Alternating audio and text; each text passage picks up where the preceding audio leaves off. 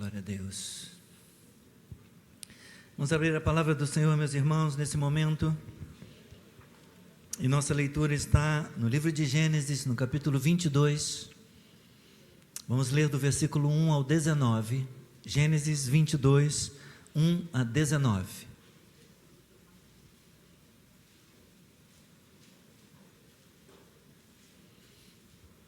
Irmã Noêmia também, tinha tempo que eu não lhe via. Tudo bom, Noêmia?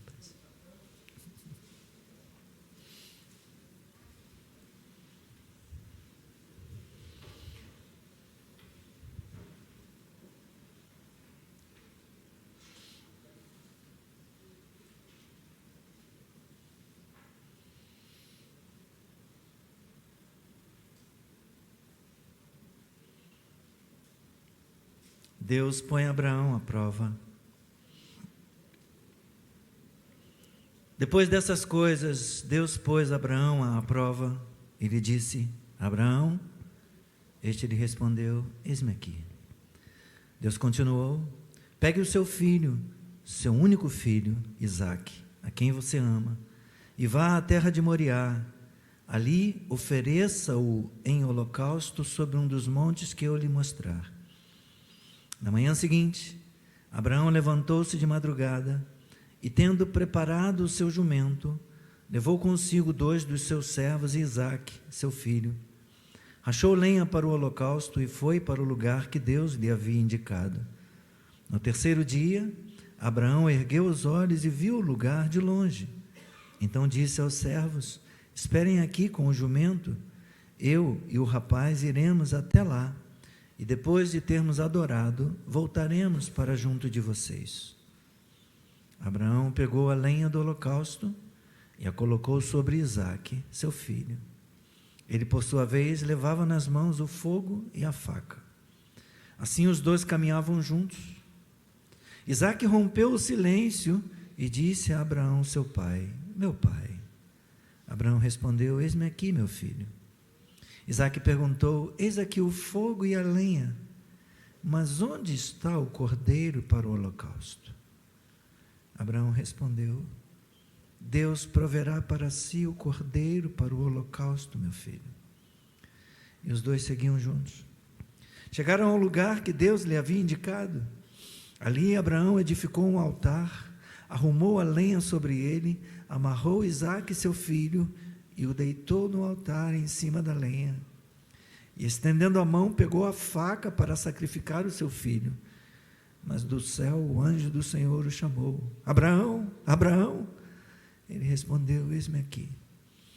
Então ele disse: não estenda a mão sobre o menino e não faça nada a ele, pois agora sei que você teme a Deus, porque não me negou o seu filho, o seu único filho. Abraão ergueu os olhos e viu atrás de si um carneiro preso pelos chifres entre os arbustos. Abraão pegou o carneiro e o ofereceu em holocausto, em lugar de seu filho. E Abraão deu àquele lugar o nome de O Senhor Proverá. Daí dizer-se até o dia de hoje: no monte do Senhor se proverá. Então do céu pela segunda vez o anjo do Senhor chamou Abraão e disse: porque você fez isso e não me negou o seu filho, o seu único filho, juro por mim mesmo, diz o Senhor, que certamente o abençoarei e multiplicarei a sua descendência como as estrelas dos céus e como a areia que está na praia do mar. Sua descendência tomará posse das cidades dos seus inimigos. Na sua descendência serão benditas todas as nações da terra, porque você obedeceu à minha voz. Então Abraão voltou para onde estavam os seus servos, e juntos foram para Berseba, onde fixou residência. Nosso Deus e nosso Pai, obrigado, Senhor, pela riqueza das Escrituras. Obrigado, Senhor, pela singularidade desse texto, a Tua palavra. Obrigado pela mensagem desta manhã. Fala conosco, Senhor. Ensina-nos, Pai, o que queres, Pai, para esta manhã. Edifica a nossa vida e glorifica o Teu nome. Em Cristo nós oramos. Amém. Amém. Podem sentar.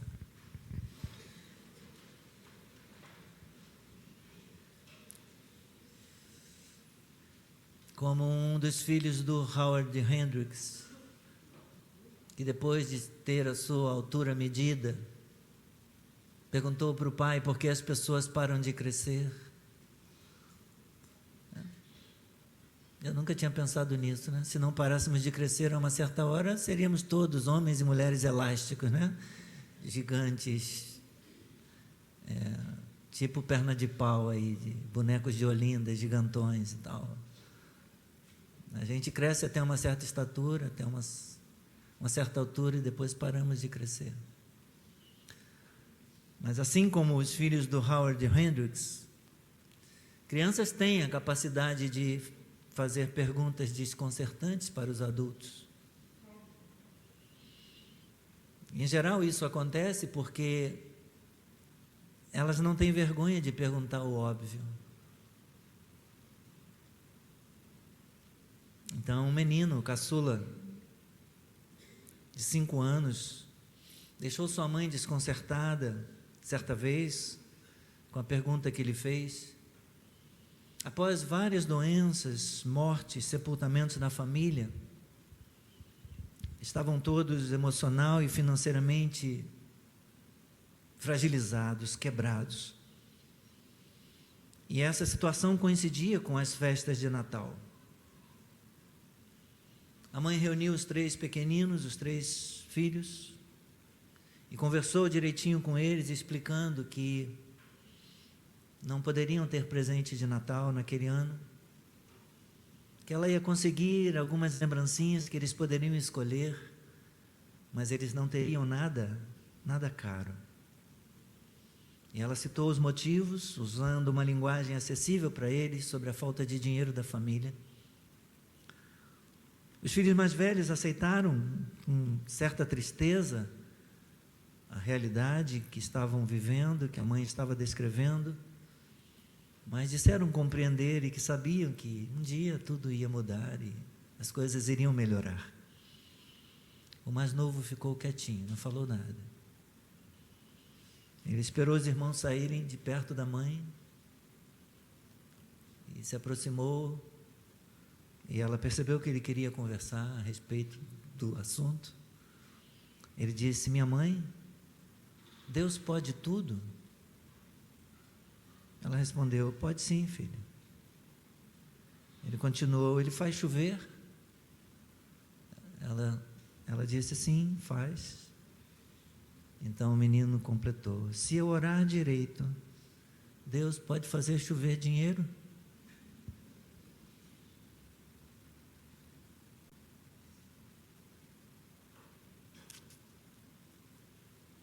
Quem nunca? Quem nunca gostaria de fazer uma oração dessa? Senhor, faz chover dinheiro, Senhor.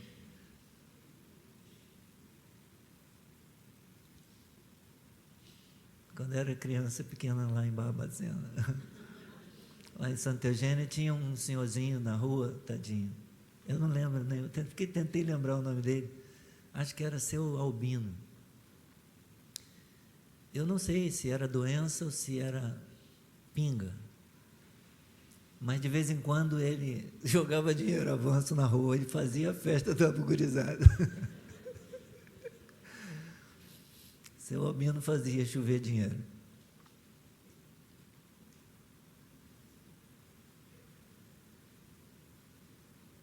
Às vezes eu gostaria que Deus fizesse chover dinheiro.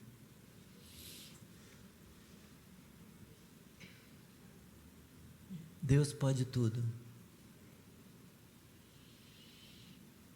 mas Ele não faz chover dinheiro. E não me pergunte por quê.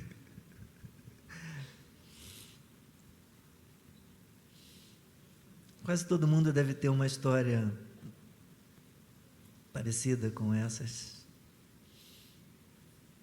Uma pergunta inusitada de alguma criança. O texto de hoje nos mostra uma situação dramática envolvendo um pai e um filho. envolvendo Abraão e seu filho Isaque, uma criança. E no versículo 7, Isaque fez a pergunta desconcertante para Abraão: meu pai, eu estou vendo o fogo,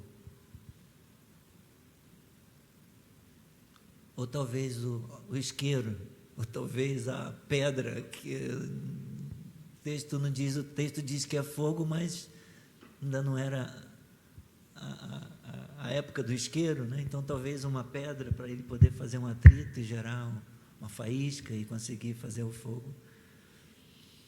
Eu estou vendo o fogo e a lenha. Ele nem quis dizer que ele estava vendo a faca também, o cutelo. Mas eu estou vendo o fogo e a lenha. Onde está o cordeiro para o holocausto?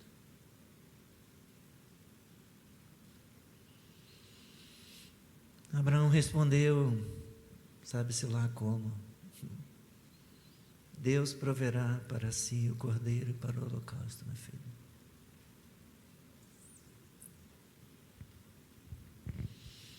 Como toda criança, Isaque não teve dificuldade de perguntar o óbvio. Acostumado a ver o seu pai fazer sacrifícios. É óbvio que está faltando alguma coisa aqui. Onde está o cordeiro? A palavra-chave, meus irmãos, nesse texto que nós lemos, aparece repetida como um refrão 3 vezes, no versículo 2, no versículo 12 e no versículo 16. Seu único filho, seu único filho, seu único filho. Não por acaso, Yashid, no hebraico, significa uma única pessoa, uma única criança, uma vida preciosa. Yashid vem do verbo yashad, ser um. Yashid descreve o único filho de Abraão, chamado Isaque, que lhe foi dado por um milagre. O profeta Zacarias descreve aquilo que um dia, ou aquele que um dia, viria a ser para os cidadãos em pranto e arrependidos de Israel, o Messias. Está em Zacarias no capítulo 12, no versículo 10, onde diz assim a palavra: e sobre a casa de Davi e sobre os moradores de Jerusalém derramarei o espírito de graça e de súplicas. Olharão para aquele a quem traspassaram, prantearão por ele como quem pranteia por um Yashid, prantearão como quem pranteia por um filho único, e chorarão por ele como se chora amargamente pelo primogênito. Ou seja, o povo que traspassaram o enviado de Deus irá prantear e chorar por ele. O apóstolo João aplica esse versículo de Zacarias, esse versículo 10 do capítulo 12 de Zacarias, diretamente a Jesus Cristo na sua crucificação. No capítulo 19 de João, no versículo 37, ele fala disso. Eles prantearão por ele.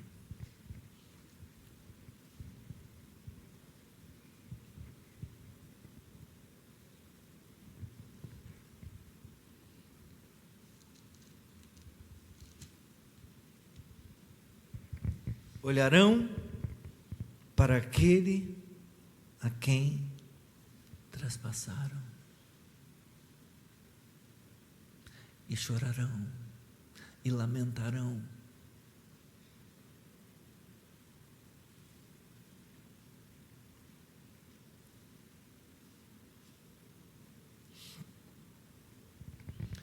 O capítulo 22 de Gênesis, meus irmãos, é ao mesmo tempo um dos episódios mais impressionantes e também mais significativo teologicamente. A ordem difícil de sacrificar Isaac, dada por Deus para Abraão. A subida solitária deles até o local do sacrifício. O doloroso processo de amarrá-lo e colocá-lo sobre o altar. Isso sem mencionar, estão caminhando silenciosamente até que Isaac quebra o silêncio para fazer a pergunta desconcertante. Não havia palavras, não havia o que Abraão dizer.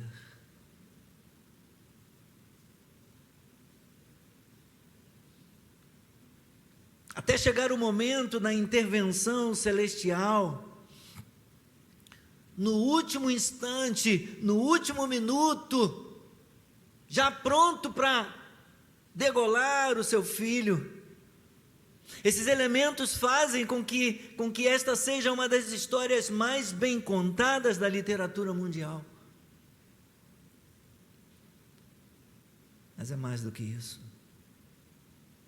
É o último teste, o último grande teste, a última prova de fé para Abraão, comparável ao chamado originário que Deus fez para ele deixar a sua terra e a sua família. Lá no capítulo 12, no versículo 1.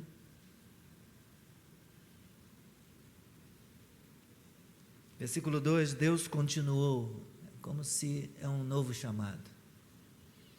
Lá no 12:1, sai da tua terra, da tua parentela, da casa do seu pai, vai para um lugar que eu te mostrarei.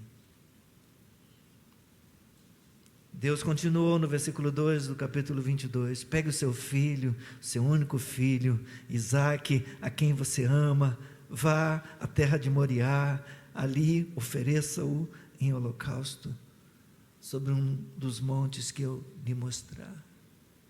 Uma terra que eu lhe mostrar, um lugar que eu lhe mostrar. Sai, vai.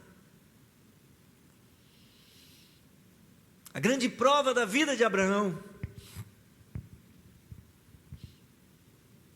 Irmãos, embora o texto nos conte que foi um teste, que foi uma prova, como diz o versículo 1, depois destas coisas Deus pôs Abraão à prova.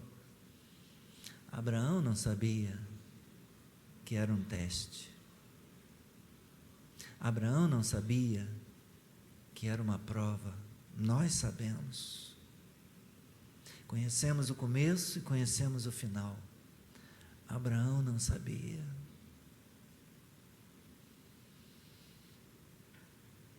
Para Abraão, a ordem dada por Deus, a ordem divina, era real.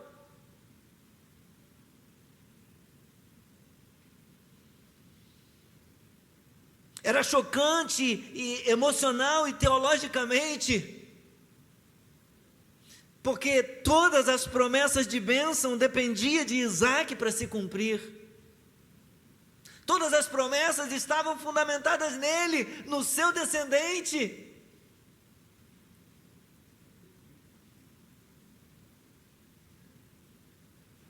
Comovido, dilacerado entre o amor pelo filho e a obediência a Deus, Abraão se defrontou com escolhas dificílimas.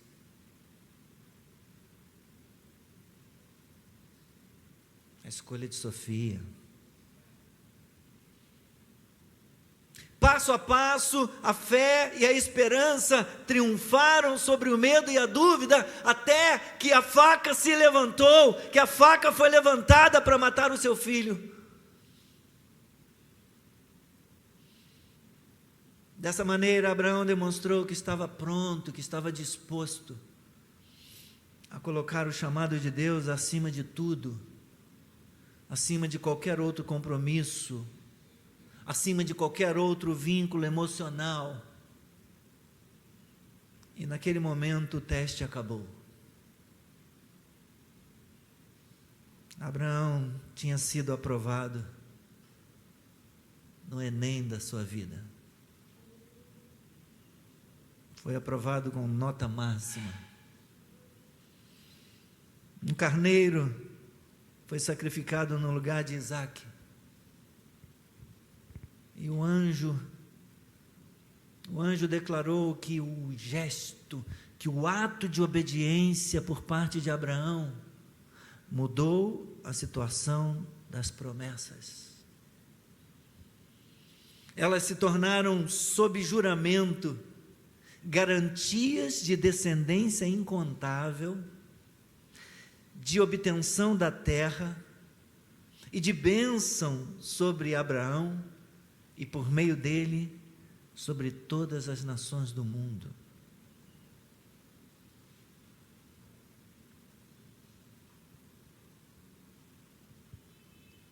Versículo 12: não estenda a mão sobre o menino, não faça nada a ele. Você passou no teste, agora eu sei que você teme a Deus. E porque não me negou o seu filho, o seu único filho. Abraão ergueu os olhos e viu atrás de si um carneiro preso pelos chifres entre os arbustos. Abraão pegou o carneiro e o degolou, ofereceu ele em holocausto em lugar do seu filho, derramando o seu sangue. Abraão deu àquele lugar o nome de o Senhor proverá, daí dizer-se até o dia de hoje, no monte do Senhor se proverá. Então, do céu, pela segunda vez o anjo do Senhor chamou Abraão e disse algo para ele.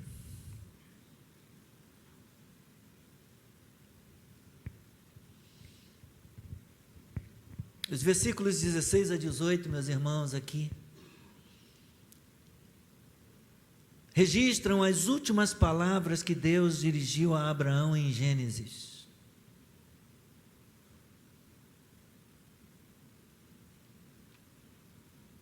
E não se deve subestimar a importância dessas palavras. Porque daqui por diante, por toda a Escritura, não existe, não pode haver nenhuma dúvida sobre o cumprimento das promessas de Deus. A obediência de Abraão levou Deus a garantir suas promessas mediante um juramento.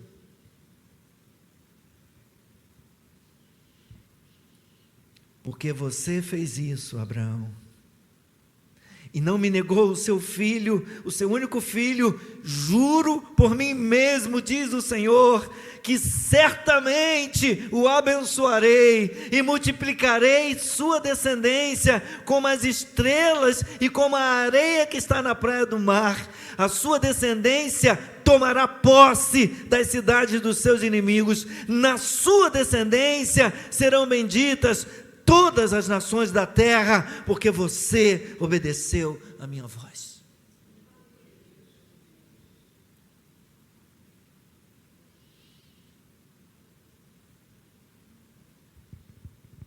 Porque Abraão obedeceu, Deus fez um juramento, irmãos.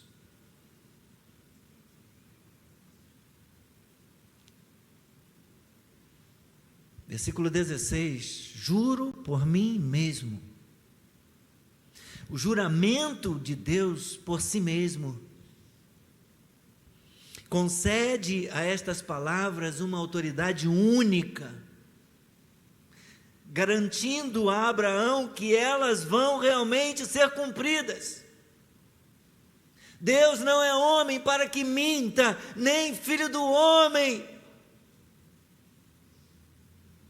para mudar de ideia, para voltar atrás. Certamente, certamente, eu abençoarei, eu multiplicarei a sua descendência como as estrelas e como a areia do mar. Sua descendência conquistará, tomará posse das cidades dos seus inimigos, e na sua descendência serão abençoadas, serão benditas todas as nações da terra. Alguém pregou sobre esse texto no Novo Testamento? Por favor, Hebreus capítulo 6, vamos ver como o escritor aos Hebreus usou esse texto de Gênesis 22.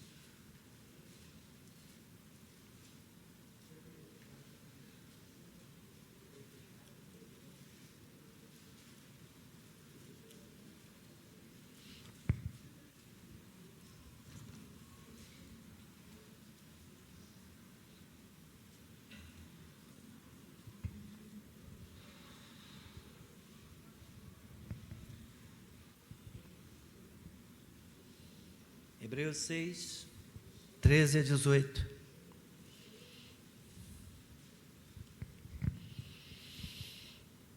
Quando Deus fez a promessa a Abraão, 13, visto que não tinha ninguém superior por quem jurar, não há ninguém mais maior que Deus, acima de Deus, jurou por quem? Jurou por si mesmo, dizendo: certamente eu o abençoarei e multiplicarei os seus descendentes. E assim, depois de esperar com paciência, Abraão obteve a promessa.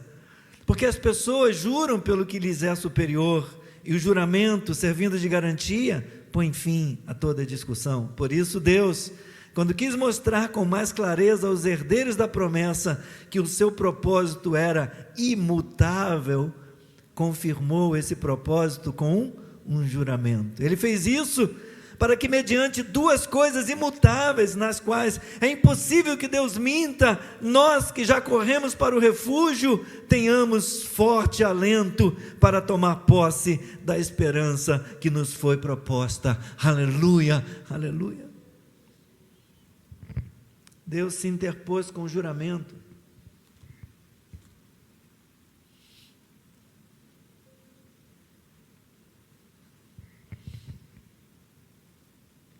E o juramento, eu já estou me preparando para terminar, tenha paciência, só mais um pouquinho. O juramento se divide em duas partes. Considerando que a primeira parte se concentra nos incontáveis descendentes de Abraão, todos que são descendentes por parte de Isaac, por parte de Ismael, uma descendência incontável. A segunda parte se concentra em um único descendente. A promessa para esse descendente é que ele vai conquistar a cidade dos seus inimigos. Ele derrotará, ele superará os seus inimigos. Versículo 17 do capítulo 22. Certamente o abençoarei, multiplicarei a sua descendência como as estrelas dos céus e como a areia que está na praia do mar. Primeira parte, os descendentes étnicos, judeus, árabes. Segundo, Isaac e Ismael. Mas continua. E essa segunda parte se dirige a um único descendente. Na sua descendência, sua descendência fará o quê? Tomará posse das cidades dos seus inimigos, conquistará os seus inimigos. Na sua descendência serão benditas todas as nações da terra. Isso não é mais sobre Isaac.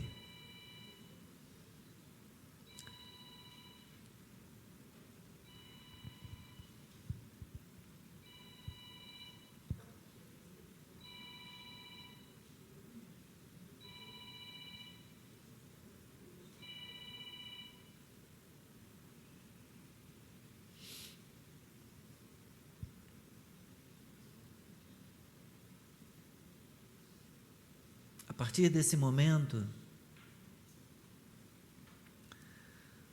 não é mais sobre Isaac, não é mais sobre os descendentes étnicos, sobre a posteridade de Abraão,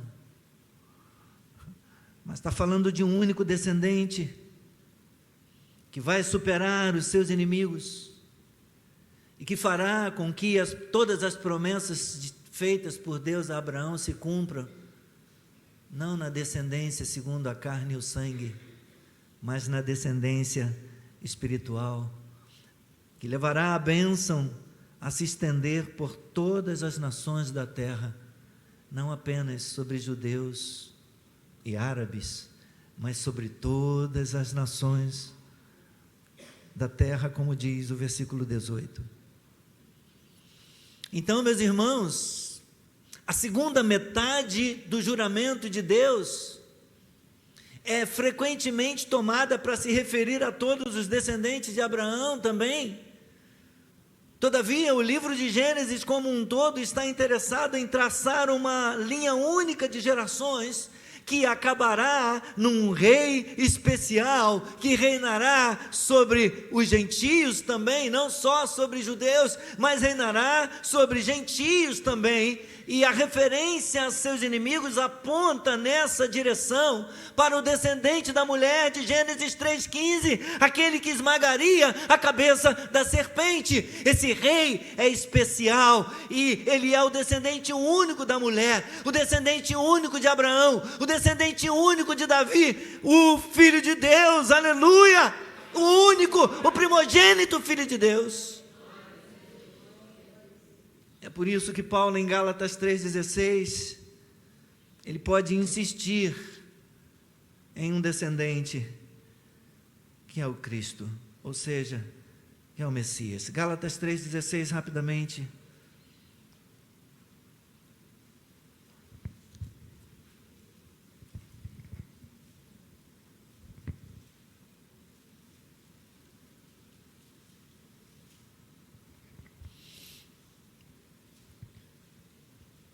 No capítulo 3, ele já deu o exemplo de Abraão, lá a partir do versículo 6, mas prossegue no versículo 15, dizendo: irmãos, falam em termos humanos, ainda que uma aliança seja meramente humana, uma vez ratificada, ninguém a revoga ou lhe acrescenta coisa alguma. Ora, versículo 16, as promessas foram feitas a Abraão e ao seu descendente, não diz e aos descendentes, como falando de muitos, porém, como falando de Yashid, de um só, um filho único, e ao seu descendente, que é Cristo, aleluia, louvado seja o nome do Senhor,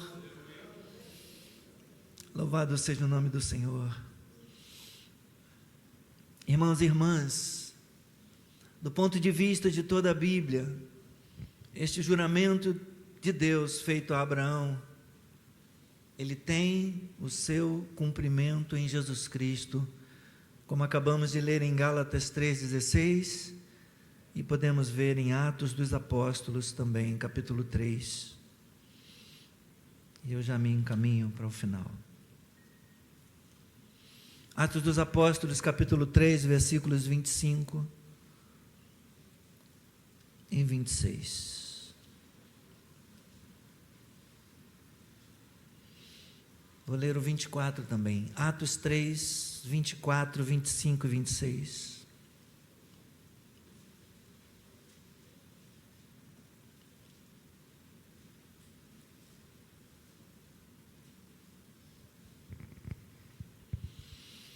E todos os profetas, a começar com Samuel, assim como todos os que falaram depois dele, também anunciaram estes dias. Vocês são os filhos dos profetas e da aliança que Deus estabeleceu com os pais de vocês, dizendo a Abraão: na sua descendência serão abençoadas todas as nações da terra. Versículo 26, tendo Deus ressuscitado o seu servo com S maiúsculo, com letra maiúscula, enviou-o primeiramente a vocês para abençoá-los, no sentido de que cada um abandone as suas maldades. Vocês têm que se arrepender, vocês têm que se converter. Deus ressuscitou o seu servo, Deus ressuscitou Jesus Cristo, Deus ressuscitou o Messias, Deus ressuscitou o grande rei, porque a morte não poderia prendê-lo, a morte não poderia detê-lo. Pois a morte era um dos inimigos que por ele seria conquistado, sobre o qual ele iria triunfar.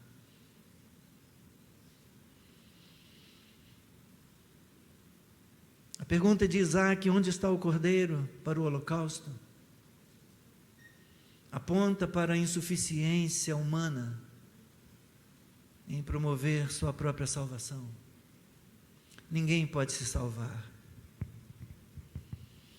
Essa pergunta de Isaac revela a necessidade da provisão de Deus para o sacrifício necessário. A resposta de Abraão para a pergunta de Isaac atesta a fé de Abraão e aponta para a solução vinda da parte do Deus que provê. Deus proverá para si o cordeiro para o holocausto, meu filho. Deus proveu. A pergunta de Isaac foi respondida em Jesus Cristo, meus irmãos. O Cordeiro de Deus que tira o pecado do mundo. Poderíamos juntar a pergunta de Isaac e a resposta na pregação de João Batista. Onde está o Cordeiro para o holocausto, meu Pai? Entra João Batista, eis o Cordeiro de Deus que tira o pecado do mundo. Eis o Cordeiro que tira o pecado, eis o Cordeiro que Deus providenciou, aleluia. Ele, Jesus Cristo, é a provisão de Deus, foi a provisão de Deus para Abraão, para Isaac, para Jacó, para Davi, para o mundo todo, para mim e para você também.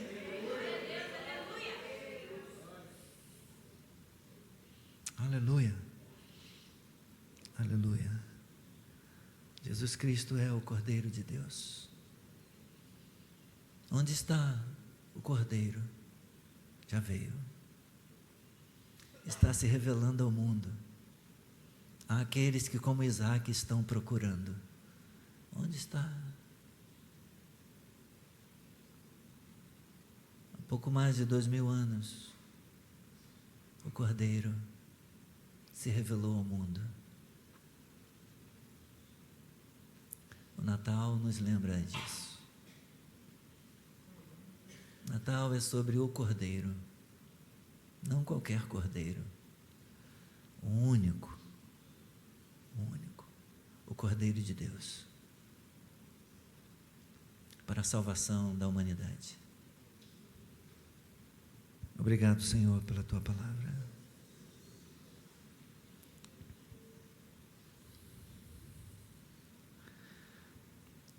Obrigado por nos enviar aquele que seria destinado à degola,